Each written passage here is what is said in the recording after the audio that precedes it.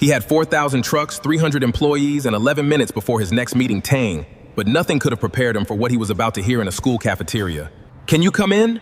4 words from his daughter's teacher, Palm, and every scenario running through his mind was worse than the last. Then he heard her voice tone, steady, clear, cutting straight through 200 kids' worth of noise cough, and it stopped him cold. "Hello? Is anyone there?" She was repeating his own story back to a stranger, Hund, word for word feature. A story he thought she'd never really been listening to. What he did in the next 60 seconds would change that cafeteria forever, Tans. And he hadn't even taken off his jacket yet.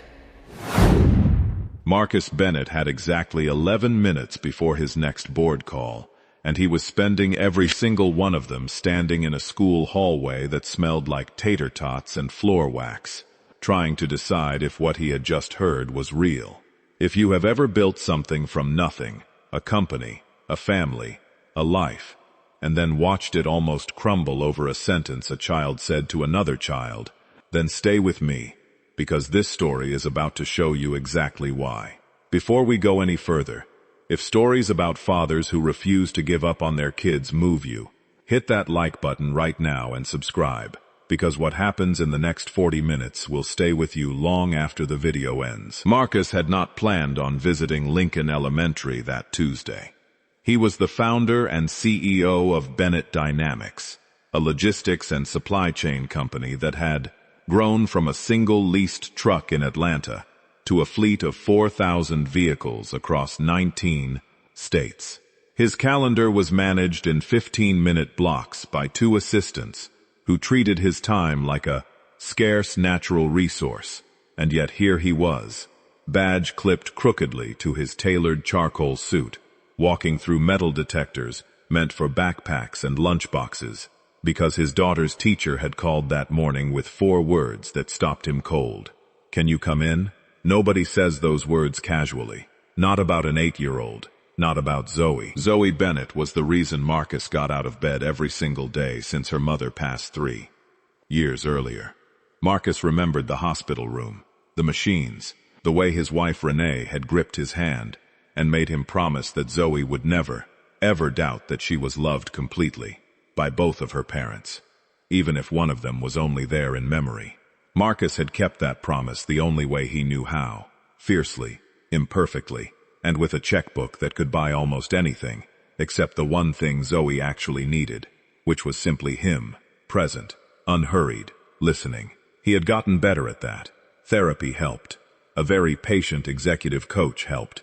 But there were still mornings when Marcus left for a 7 a.m. on flight before Zoe woke up, and evenings when he walked into their house in Buckhead to find she had already eaten dinner with the nanny and fallen asleep with her homework half finished on the kitchen table.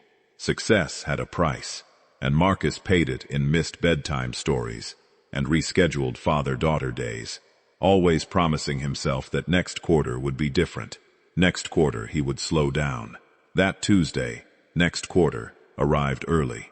Principal Ortiz met him at the front office with the kind of gentle, careful expression that made Marcus's stomach drop before a single word was spoken.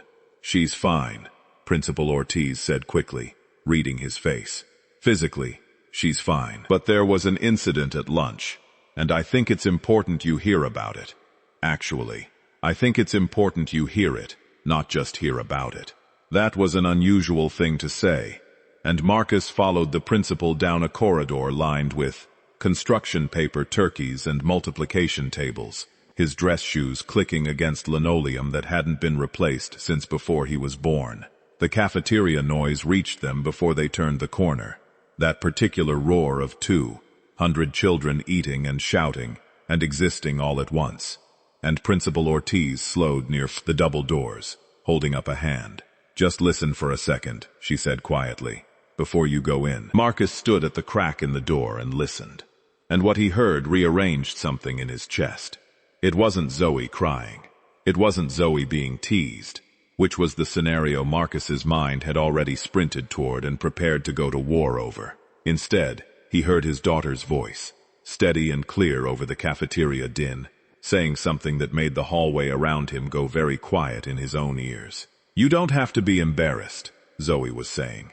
My mom used to say that a free lunch doesn't mean you're less than anybody. It just means somebody thought you deserved to eat. No matter what, there's nothing to be ashamed of. Marcus leaned closer to the gap in the door. Through it, he could see his daughter, in her purple cardigan with the frayed cuff she refused to let the nanny throw away because it had been her mother's. Sitting across from a small boy Marcus didn't recognize.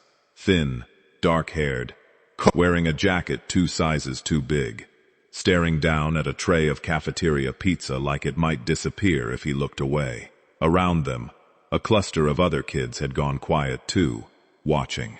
Everybody's staring, the boy mumbled. Tyler said only poor kids get the orange tickets. He said it in front of everybody. Tyler's an idiot, Zoe said, with the casual brutality only an 8-year-old can deliver. My dad started his whole company with 1 truck and a phone that kept getting shut off because he couldn't pay the bill.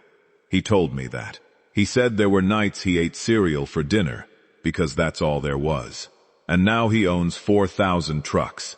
So if Tyler wants to make fun of orange tickets, he can talk to my dad. A ripple of laughter went through the nearby kids. Not cruel laughter, but the relieved kind. The kind that breaks tension. The boy looked up at Zoe, like she had handed him something valuable. Really? 4,000 trucks? 4,001, if you count the one he keeps in a garage because it was his first one, Zoe said. He's kind of sentimental about it.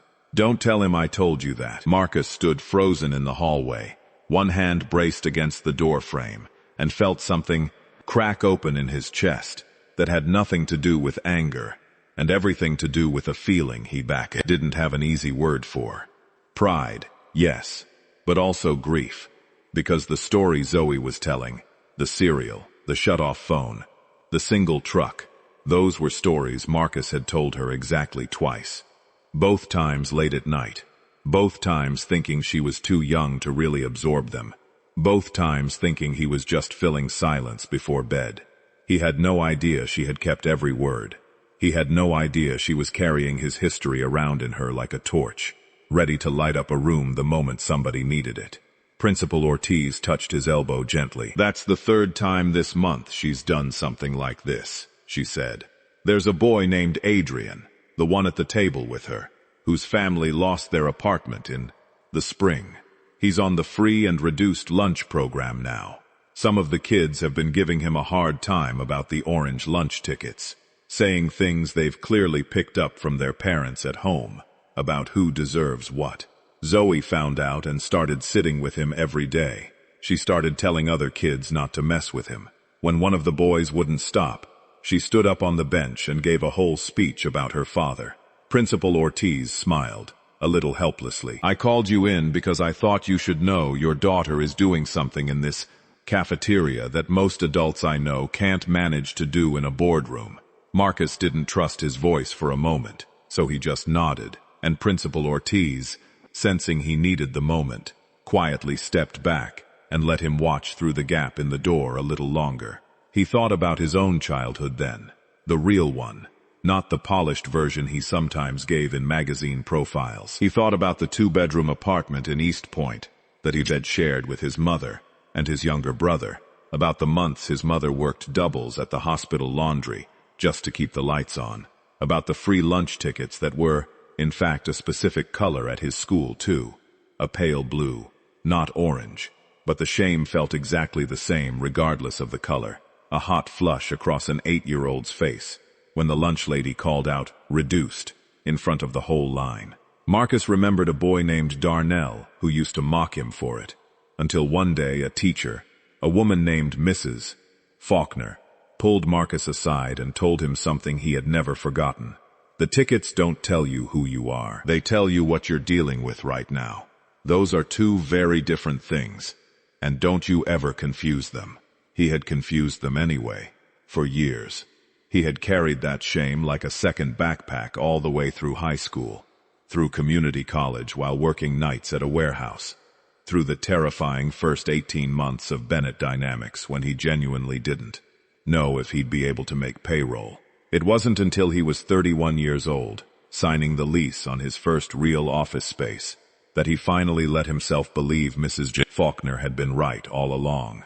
He could still see Mrs. Faulkner's classroom if he closed his eyes.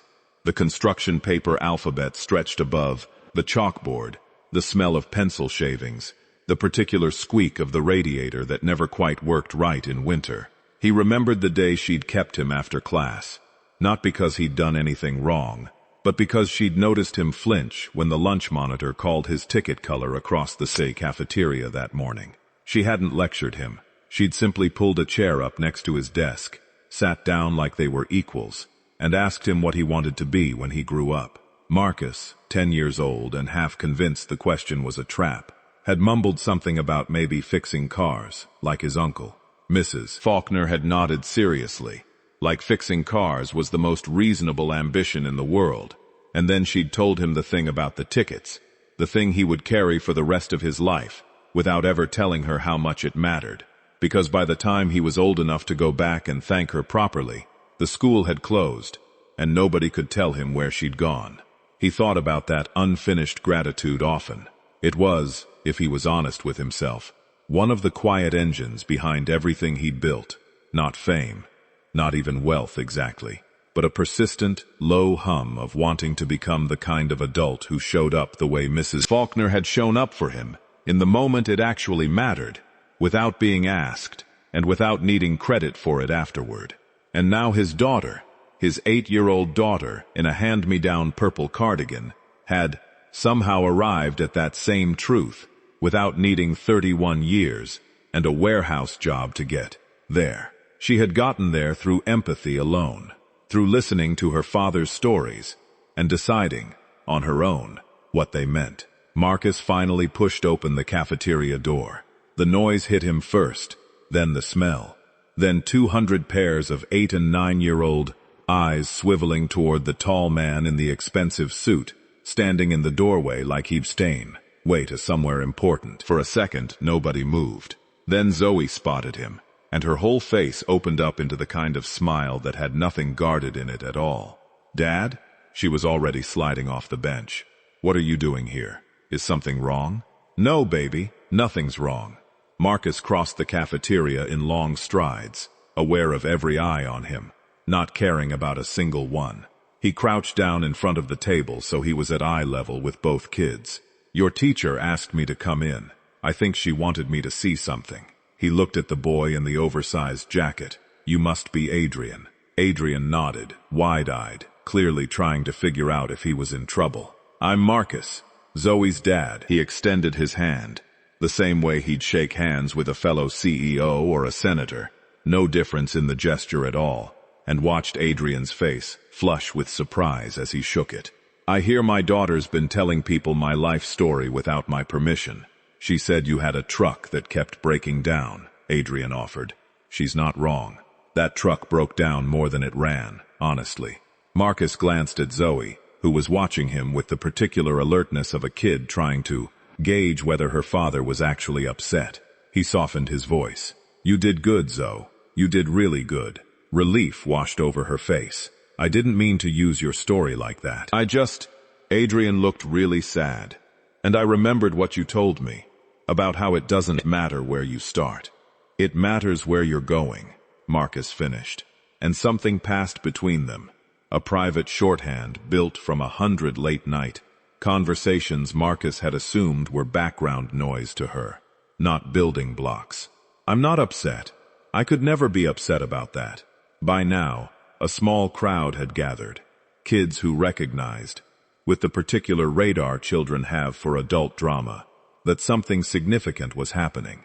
Tyler, the boy Zoe had called an idiot, hovered at the edge of the group with the studied casualness of someone who wanted to seem uninterested while clearly being extremely grown interested. Marcus stood, and without entirely planning to, found himself speaking to the whole cluster of kids, the way he might address a room of new hires on their first day. "Can I tell you all something? When I was about your age, I got free lunch too. Different color ticket, same deal. And there was a kid who used to make fun of me for it, every single day, until it made me hate walking into the cafeteria." He paused, letting that land. "You know what I think about that kid now? I think about him maybe once a year, if that. But I think about a teacher who told me something true, almost every single day of my life since. She said a lunch ticket doesn't tell you who you are. It just tells you what you're dealing with right now. That's all it is, a snapshot, not a sentence. He crouched back down to Adrian's level. Your situation right now doesn't define your whole life, Adrian. I promise you that. I built a company with 4,000 trucks in it, and it started with one truck that broke down every other week, and a phone that got shut off because I couldn't pay the bill on time. Some of the toughest, smartest people I know started exactly where you're starting. Tyler, still hovering, finally spoke, his voice smaller than his earlier taunting had been. I didn't know it was like that. My dad said stuff about people who don't work hard, and I guess I repeated it without really thinking about who was sitting across from you, Marcus said, not unkindly. That happens. The important thing is what you do, once you do think about it. Tyler looked at Adrian, actually looked at him, maybe for the first time. Sorry, he mumbled. That was messed up, what I said. It wasn't a Hollywood transformation. Tyler didn't become best friends with Adrian on the spot, and Marcus wasn't naive enough to think one cafeteria conversation would undo whatever Tyler was absorbing at home. But he saw something shift in the boy's posture, a small crack of self-awareness that hadn't been there 10 minutes earlier, and Marcus had learned enough about people, in boardrooms and behind loading docks alike, to know that most change starts exactly that small. Principal Ortiz, who had been quietly observing from near the doors, approached as the crowd of kids began to disperse back to their trays and their conversations, the ordinary chaos of a school cafeteria reasserting itself. I wasn't expecting a speech, she said, smiling. But thank you. I wasn't expecting to give one, Marcus admitted. He looked around the cafeteria, at the peeling paint on the ceiling tiles, at the industrial trays, at a poster about nutrition that looked at least 15 years old, and an idea began to take shape.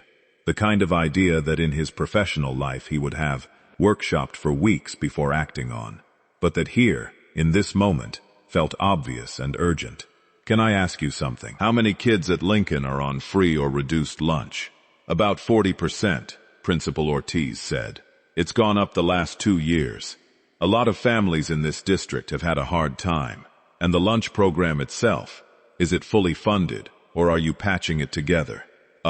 Principal Ortiz gave him a look that suggested she knew exactly where this question was headed, and had learned, over many years in public education, not to get her hopes up too quickly.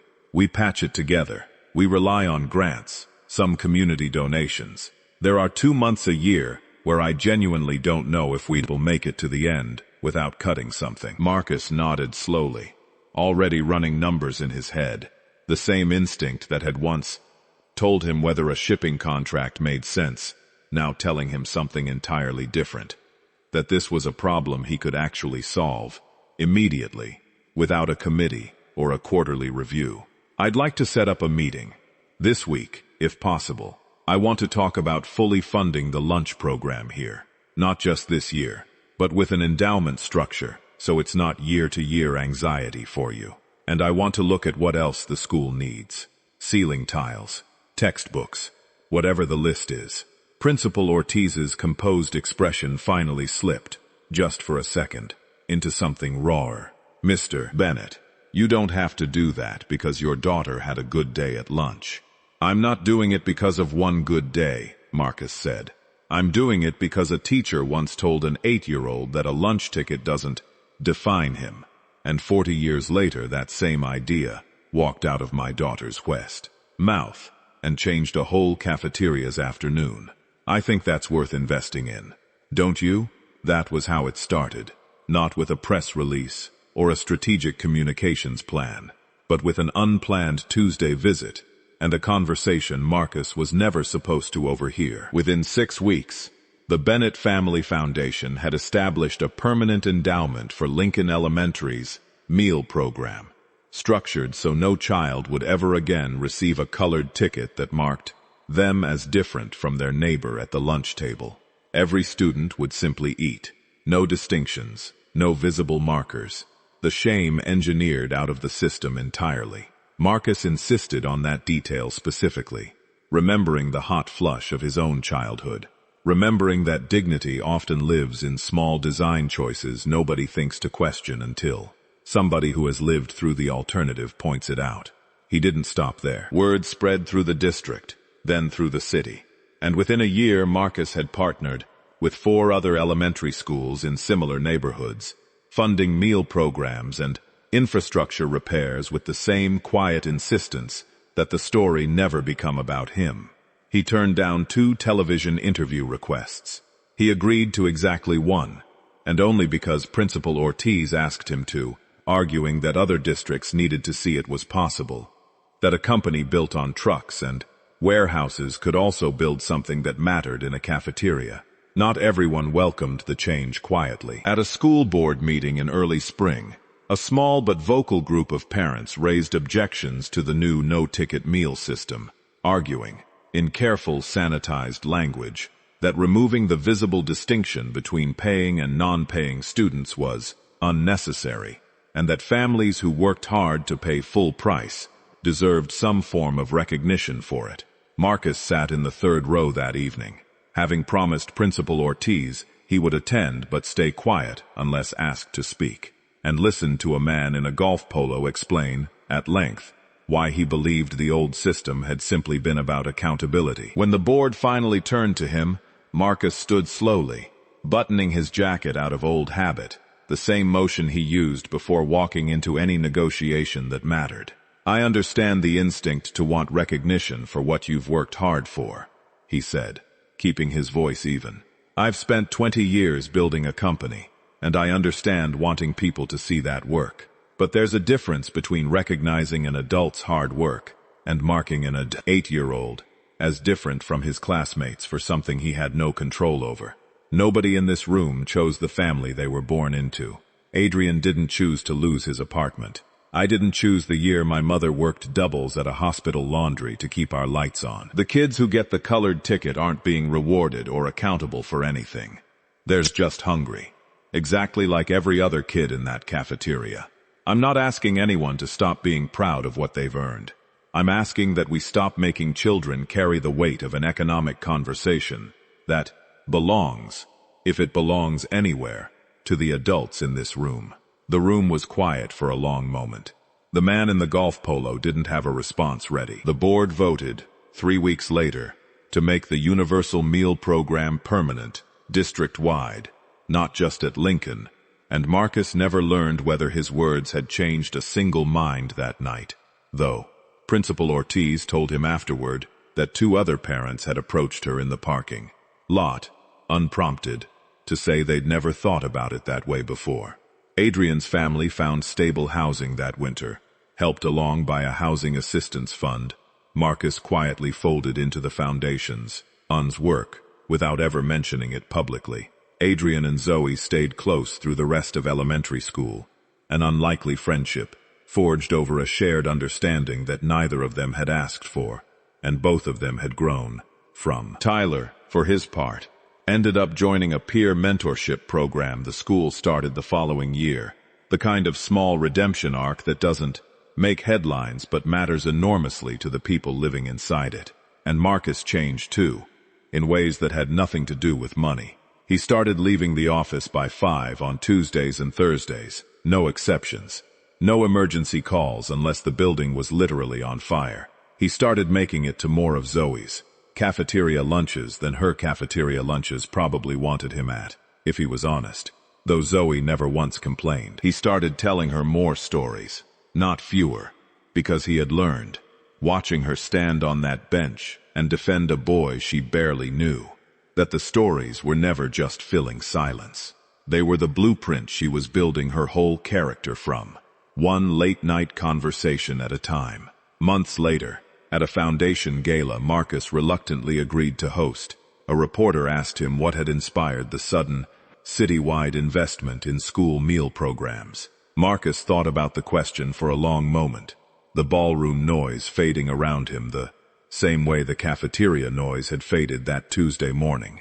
and he gave an answer that ended up quoted in half a dozen local papers by the following week. "I built a company to make sure my daughter never had to worry about money," he said. "But she taught me that the money was never really the point. The point was making sure nobody at her lunch table ever has to feel small for something they didn't choose. I just happened to have the checkbook to help make that a little more possible. She's the one who actually did the work of caring. I'm just trying to keep up with her." Years later, when Zoe was old enough to apply to colleges, she wrote her admissions essay about that Tuesday in the cafeteria, not from her own memory of it, which had faded into something closer to a family story than a lived event, but from the version her father told her every year on the anniversary, half as a joke, half as the most serious thing he knew how to say to her. In the essay, she wrote that she used to think her father built his company to give her a life he never had. It wasn't until she was older, she wrote, that she understood he'd generally built it to give himself a way back into a cafeteria he'd never fully left. The one where a teacher once told a hungry 10-year-old that a lunch ticket wasn't a sentence, that only a snapshot. Zoe got into every school she applied to. She chose the one closest to home. Marcus kept his promise about leaving the office by 5 on Tuesdays and Thursdays for the rest 4 days. Then through middle school, and then through the harder years of high school when she needed him less, obviously, but, he suspected, no less deeply. He never turned the story into the centerpiece of his public image, resisting 3 separate offers to option it for a documentary, though he did eventually agree to speak about it at a handful of education conferences, always insisting Principal Ortiz, and eventually Adrian himself, share the stage with him, because he refused to let anyone tell the story as though he had been the only one who mattered in one. If there's one thing this story should leave you with, it's this. Sometimes, the most important lessons we think we're teaching our children in passing, in tired moments, in stories we half believe they're not really listening to, become the exact thing that grows into who they are. Zoe Bennett didn't need a boardroom or a company or 4,000 trucks to change somebody's mucky well's life. She needed a cafeteria table, an open seat, and a father's story she'd been quietly holding on to the whole time. If this story moved you even a little, don't scroll past without hitting that subscribe button, because there are more stories just like this one coming. Stories about the quiet, unglamorous ways that love actually gets built.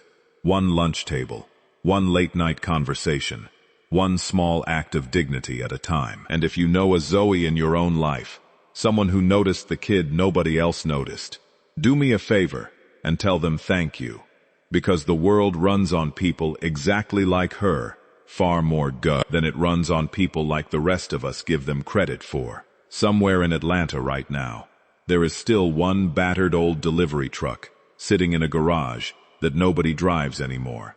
Kept not because it runs well, it doesn't, but because a man who built 4,000 trucks after it never wanted to forget which one taught him everything. And somewhere in that same city, a cafeteria full of kids eats lunch every single day without a single one of them knowing, or needing to know, who paid for what.